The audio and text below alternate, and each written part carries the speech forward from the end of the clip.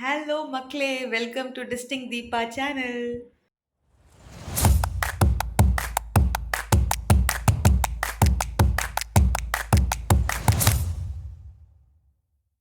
So இன்னைக்கு vlogல வந்து நம்மளுடைய சண்டே குக்கிங் அண்ட் பொங்கல் செலப்ரேஷனுக்காக என்னென்ன திங்ஸ் வந்து பர்ச்சேஸ் பண்ண போகிறேன் அப்படின்றது தான் வந்து உங்களுக்கு ஃபுல்லாக காட்ட போகிறேன்.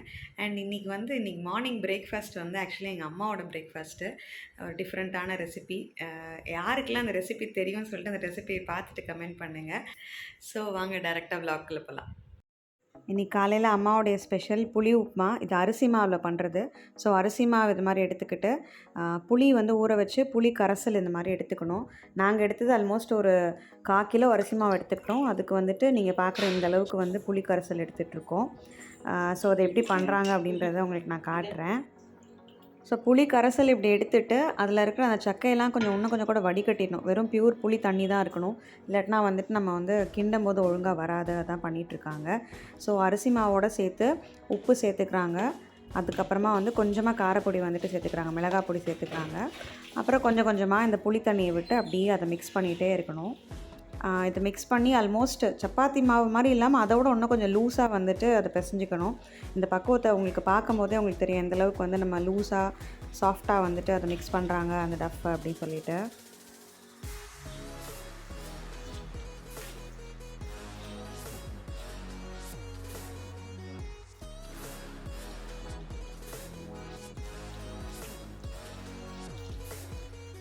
ஸோ இந்த அளவுக்கு சாஃப்டாக நல்லா வந்து பிசைஞ்சிக்கணும்.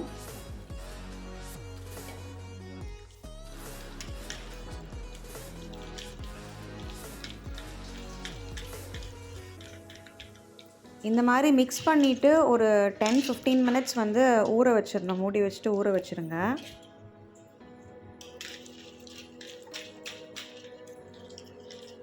ஸோ ஊறினதுக்கப்புறமா ஒரு நல்ல கெட்டியான ஒரு அயன் கடாயில் வந்துட்டு ஆயில் ஹீட் பண்ணிக்கோங்க. இதுக்கு ஆயில் நிறைய தேவைப்படும். ஸோ ஆயில் ஹீட் பண்ணிவிட்டு அதில் வந்து கடுகு, உளுத்தம் பருப்பு, கருவேப்பிலை, அப்புறம் வந்து பெருங்காயம், அப்புறம் மிளகா வத்தல், காஞ்ச மிளகா வத்தல் இதெல்லாம் போட்டு நல்லா தாளிச்சிட்டு அதுக்கப்புறமா இந்த மிக்ஸ் பண்ணியிருக்க அந்த மாவை வந்து அதில் கொட்டிடணும். கொட்டிட்டு கொஞ்சம் கொஞ்சமாக இந்த மாதிரி கலரி கொடுக்கணும். ஆக்சுவலி இது சிம்மில் வச்சு தான் பண்ணணும். கொஞ்சம் சிம்மில் வச்சுட்டு மூடி வச்சிட்டிங்க அப்படின்னா வந்துட்டு கொஞ்சம் கொஞ்சமாக அதை வந்து ரோஸ்ட் ஆகிட்டே வரும். இது அட்லீஸ்ட் வந்து நீங்கள் பண்ணி முடிக்கிறதுக்கு ஒரு 15-20 மினிட்ஸ் ஆகும். நீங்கள் வந்து நான்ஸ்டிக்கில் பண்ணுறீங்கன்னா கொஞ்சம் ஈஸியாக வரும். பட் இதோட டேஸ்ட்டே வந்து பார்த்திங்கன்னா இந்த மாதிரி நல்ல இரும்பு இல்லை இண்டாலியம் குக்கரில் அந்த மாதிரி பேஸில் பண்ணோன்னா இன்னும் செமையாக இருக்கும் டேஸ்ட்டு. ஆயில் கொஞ்சம் கொஞ்சமாக ஆட் பண்ணிக்கோங்க இடையில. ஸோ இந்த மாதிரி உதிராக சூப்பராக வந்திருக்கும். ஸோ புளி உப்புமா தயார். எப்படி இருக்குன்னு நீங்களும் ட்ரை பண்ணுங்கள். ஸோ நெக்ஸ்ட்டு மத்தியானத்துக்கு பிசிபேலாபாத். இதுக்கு வந்து பச்சரிசியும் பருப்பும் சேர்த்து வேக போட்டிருக்கேன். பச்சரிசி 3 பங்கு அப்படின்னா பருப்பு ஒரு 1.25 பங்கு எடுத்துக்கலாம். இது நம்ம குக்கரில் வந்து ரெண்டும் சேர்த்து வேக வச்சுட்டு ஒரு 6-7 விசில் விட்டுடலாம். அதுக்கப்புறம் சின்ன வெங்காயம், இந்த மாதிரி மிக்சட் வெஜிடபிள்ஸ் இதில் நான் வந்து கேரட்டு, உருளைக்கிழங்கு, சௌச்சௌ, பீன்ஸு, அவரைக்காய், அப்புறம் நீங்கள் பட்டாணி எதனாலும் நீங்கள் சேர்த்துக்கலாம். ஸோ புளி வந்துட்டு ஒரு லெமன் சைஸ் புளி நான் வந்து ஊற போட்டிருக்கேன் இப்போது எடுத்துருக்கிற குவான்டிட்டி ஆஃப் ரைஸ்க்கு. ஸோ பிசிபேலாபாத் பவுடருக்கு வந்துட்டு தனியா, காஞ்ச மல்லி, அப்புறம் வந்துட்டு வெந்தயம், உளுத்தம் பருப்பு, கொஞ்சமாக மிளகு, ஜீரகம், கொஞ்சம் பட்டை உங்களுக்கு ஸ்மெல்லுக்கு ஏற்ற மாதிரி, கடலைப்பருப்பு, அதுக்கப்புறம் மிளகா வத்தல். இது எல்லாமே வந்துட்டு நம்ம வந்து ஒவ்வொன்றா தனித்தனியாக ரோஸ்ட் பண்ணுவோம். மிளகா வத்தல் மட்டும்தான் ஒரு ஸ்பூன் ஆயில் விட்டு ஒரு சின்ன 2-3 ட்ராப் ஆயில் விட்டு ரோஸ்ட் பண்ணுவோம். பாக்கி எல்லாமே வந்துட்டு ட்ரை ரோஸ்ட்டு. ஸோ இது மாதிரி ட்ரை ரோஸ்ட் பண்ணிவிட்டு மிக்சியில் வந்து கிரைண்ட் பண்ணிடணும், கோர்ஸ் கிரைண்ட் பண்ணிடணும். ஸோ குக்கரில் டேரெக்டாக வந்துட்டு ஆயில் ஹீட் பண்ணி கடுகு தாளித்து இந்த சின்ன வெங்காயம், கருவேப்பிலை இதெல்லாம் போட்டு நல்லா ஃப்ரை பண்ணிவிட்டு கட் பண்ணியிருக்கிற இந்த வெஜிடபிள்ஸையும் சேர்த்து ஆட் பண்ணிடுறேன். நல்லா மிக்ஸ் பண்ணி ஒரு 2-3 மினிட்ஸ் கொஞ்சம் நல்லா ஃப்ரை பண்ணிடுங்க. ஃப்ரை பண்ணதுக்கு அப்புறமா வந்துட்டு புளிக்கரைசல் விட்டுறணும். ஸோ புளிக்கரைசல் வந்து தாராளமாக விடுங்க. அட்லீஸ்ட் ஒரு லிட்டர் 1.25 லிட்டர் தண்ணி நம்ம வந்து புளிக்கரைசலில் விட்டால் தான் நல்லா என்ன சொல்கிறது, சாதம் வந்து நல்லா ட்ரை ஆகாமல் சூப்பராக வரும். சாம்பார் பொடி கொஞ்சம் ஆட் பண்ணியிருக்கேன். அதுக்கப்புறமா நம்ம வேக வச்சுருந்த இந்த அரிசி பருப்பு இருக்குல்ல, லாஸ்ட்டில் அது பச்சை வாடை போனதுக்கப்புறமா அதோட சேர்த்து நல்லா மிக்ஸ் பண்ணிவிட்டு நம்ம கோர்ஸாக கிரைண்ட் பண்ண பவுடரோடு சேர்த்து தண்ணி மிக்ஸ் பண்ணிக்கணும். அப்போ தான் வந்து உங்களுக்கு அந்த சாத்தில் சேரும்போது கரெக்டாக இருக்கும்.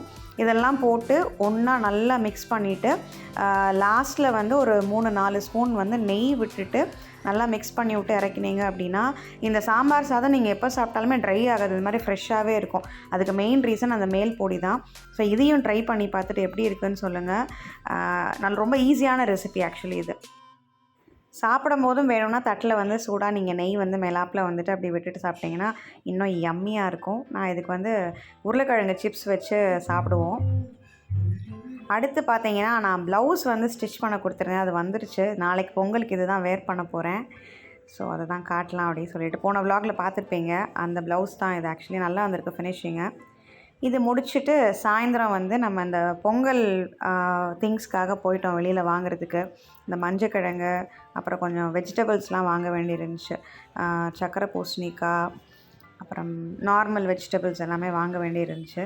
ஸோ நம்ம ஏரியாவே வந்து பயங்கரமாக களை கட்டிருச்சு. வெத்தலைப்பாக்கு பழம், இதெல்லாம் தேவையான ஐட்டம்ஸ் எல்லாமே வந்துட்டு வாங்கிறதுக்கு வெளியில் போயிட்டு வந்தேன். அதை தான் நீங்கள் பார்த்துட்ருக்கீங்க. ஸ்ட்ரீட்டே வந்து பயங்கர பிஸியாக இருந்துச்சு. 2 வீலர் நிப்பாட்ட கூட இடம் இல்லைன்னா பார்த்துக்கோங்களேன், அந்தளவுக்கு செமையாக இருந்துச்சு.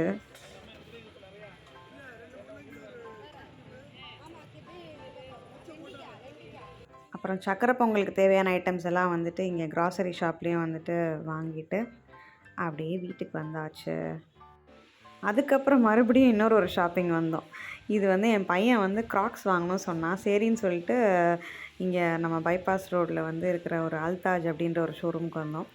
அவனுக்கு க்ராக்ஸ் வாங்குறத விட்டுட்டு இங்கே வந்து லேடீஸ் கேட்கவே வேணாம், நம்ம செப்பல்ஸை பார்த்தா பயங்கர டெம்ட் ஆயிரும்.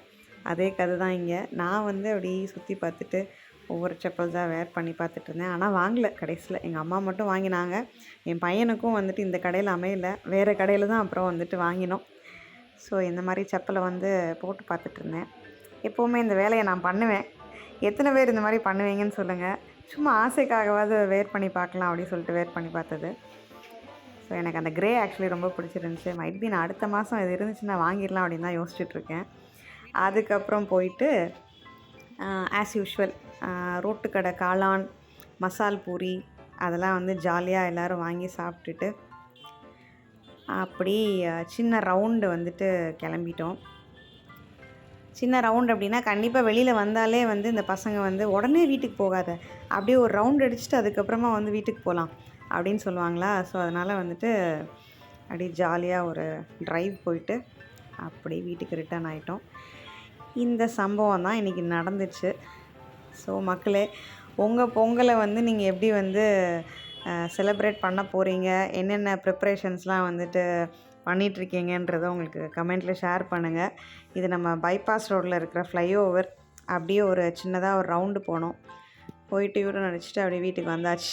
So that's it for today's vlog. Pongal விலாகில் மறுபடியும் உங்களை நான் சந்திப்பேன்னு நினைக்கிறேன். Till then, this is Deepa signing off. Tata and bye-bye.